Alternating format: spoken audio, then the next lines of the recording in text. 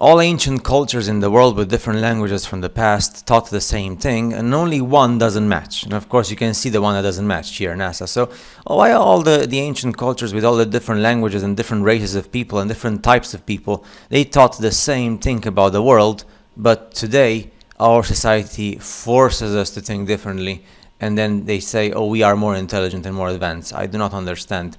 Now, all ancient civilizations depict flat Earth, except the Roman Empire, right? Which is what we call the Roman Empire of our times, right? As you know, if you understand the story, the history of the 20th century and the 19th century. The further a society drifts from the truth, the more it will hate those that speak it. This was quoted by George Orwell. The word plane makes sense, not planet, plane. And this plane was said by everybody in the past. As you can see here, different extracts from different ancient, even in a way, even the Masons say the same thing. And here you can see, well, some of the maps.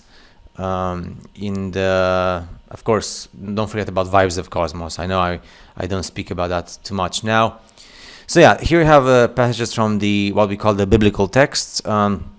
The earth is a circle in Isaiah, made with a compass in Proverbs, laid upon a face in Genesis, which is bounded in Job at its ends. Job as well, it does not move.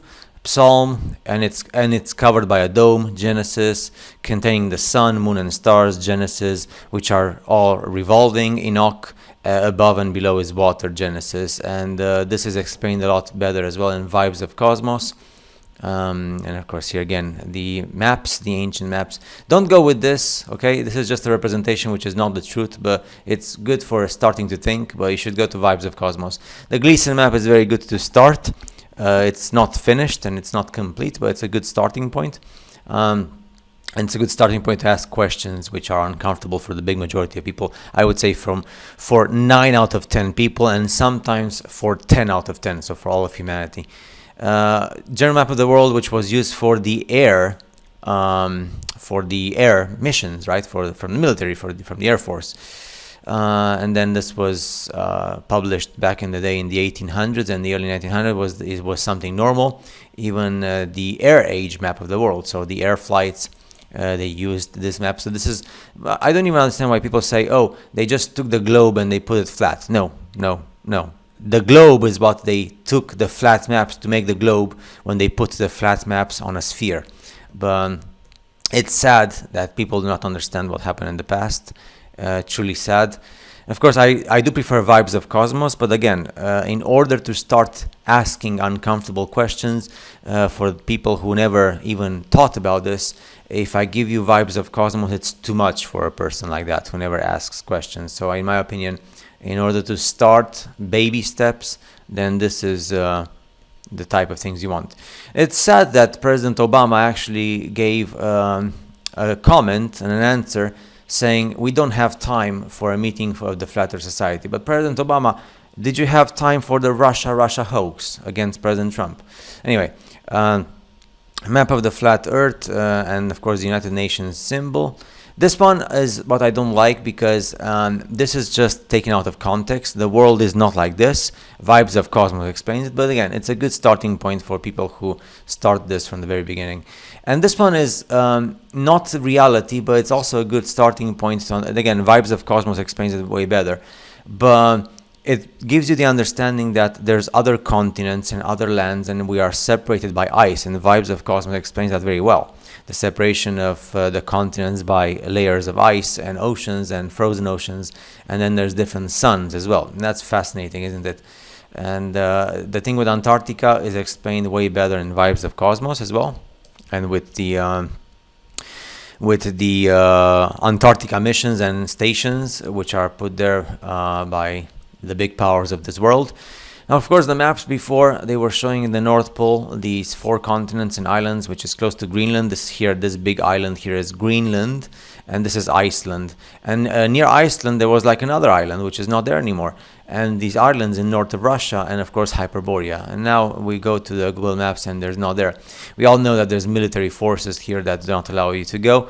So that's the world we live in. And in the ancient maps, we had all these continents, and now we don't have them anymore on the new maps. And it's sad that It's sad that we have to live in a world that hides continents. And yeah, we have all these symbols for the World Meteorological Organization, the International Civil Aviation, the International Maritime Organization, the World Health Organization. All of them use the same type of thing. So you see, you never see the globe spinning in space with curved water. You see what I mean? You never see the globe with Antarctica. You always see the same type of map that Gleason has used in the 1800s.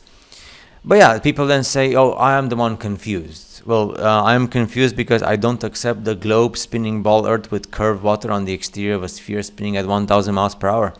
And in the United Nations, they have this. The United Nations could actually put a globe, right? Just put a globe everywhere, and all these organizations, it would be much easier. Hammond's map, according to Hammond's map scale, when I expand the calculations and apply them to the flat Earth model, I have discovered the following. In these calculations, I have calculated the known continents, oceans, and possible unknown land masses within the Antarctic rim. Now, if you just leave this aside and you go to Vibes of Cosmos, you finally understand what Antarctica really is. But it's still good to see these things because, like I said here, the definition of irony, right? So all the major organizations on a worldwide in the Antarctica Treaty, which expires in 2045, that those who control the globe have a flat Earth map in their logo. So they don't have a globe. You see what I mean? There's no globe. They could actually put there a globe and say spinning ball Earth with curved water all the time. No, they actually say it. Look, this is the map we used for the United Nations and all the organizations. So all these official logos show us a flat Earth. Wouldn't it be accurate to have a logo like the one to the left if we indeed live on a globe Earth? Just put the globe and make it look like a globe and do a logo of the globe or like the spheroid, and that's it, and end of the story. Don't put the flat Earth map in the most important international organizations. This is Marilyn Monroe. I'm not sure if this is real or fake.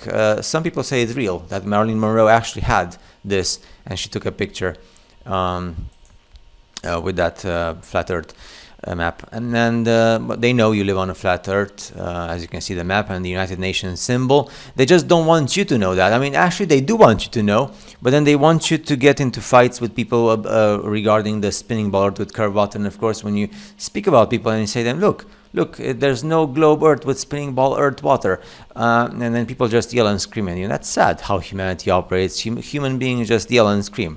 They shot Charlie Kirk because he just had a different opinion. So that's so sad. I just wish there was a way we could tell if those in charge really did know the truth. And of course they do. But yeah, we have the United Nations, we have the UNSCR, we have the World Health Organization, the World Meteorological Organization, the International Maritime Organization, and the International Civil Aviation Organization. And the ley line map converted into a flat Earth azimuthal equidistant map, which is amazing. And the NASA's International Earth Flag, they released, I don't know what year that was, but it was recently in these past years, and was the same as the Lee line map converted into the flat Earth azimuthal equidistant. Now, if you dig a hole straight to the Earth, would you come out feet first on the other side while the Earth spins in space with curved water? As you can see here, this is how human beings behave on a spinning ball Earth with curved water. It's more possible NASA and mainstream theoretical astrophysicists are lying and the Earth is not a giant spinning ball, right? Because we have these logos in the world. Mainstream pseudoscience wants you to believe that somewhere in the middle you will magically flip and come out standing right side up on the bottom of a ball, because it doesn't make any sense. So we make a hole and we fall. Right, so if you fall and you don't change the course of your fall, so you put your head first, then when you come out, you go through Russia or to Canada or to America, and you want to come out at New Zealand or Australia or South Africa, one of the islands in the South Pacific. So if you fall with your feet, you have to come out like this, right? Not like upside down, right? So it doesn't make any sense. And how about those huge elephants and huge whales? And how about the huge ships that travel on the spinning Earth with spinning curved water on the exterior of a sphere? This is we use in 1945 the air map of the world. So it's very easy and simple. We don't have time for a meeting of the Flat Earth Society, says President Obama. But let's make sure we use their map for the United Nations logo, NASA, flight simulations, Air Force and Marine paths, ballistic missiles for the military, radar, flight paths, sailing, and pretty much everything else. Just not in schools. In schools, you have to use the spinning ball with curved water spinning in space. According to NASA, Earth is actually an oblate, pear-shaped spheroid. The exaggerated bulges of Earth. Neil deGrasse Tyson here cannot make up his mind. So what in the world is this? Does this actually look like real to you? Because they said, well, it's an actual pear-shaped spheroid. It's not a sphere, so a sphere is perfectly ball. Isn't it funny that those who control the globe have a flat Earth map in their logo? So this is a fake map, but it's good to make people think, to start thinking. So a game, I think it's a game, research flat Earth. Look at this, in different movies. In Fuller House, Imagine Dragons, Mars Attacks, Get Smart, Minchag's Journey to the Center of the Earth, iRobot, Catwoman, Apollo 13, Back to the Future, Adult Swim. I'm just wondering why they put these in the movies just like that. Why do they put these? And of course, let's give it an applause to the ancient cultures. Greek, Navajo, Babylonian, Mesa, Japanese, Persian, Viking, Indian, Mayan, Incan, Hebrew, Australian, Chumash, Slavic, Incan, Hebrew, Chinese, Celtic, African, Sumerian, Masonic, Islamic, Roman, and Egyptian, even the Romans originally. So just NASA. So I hope you enjoyed these pictures, and I'll see you guys in the next video.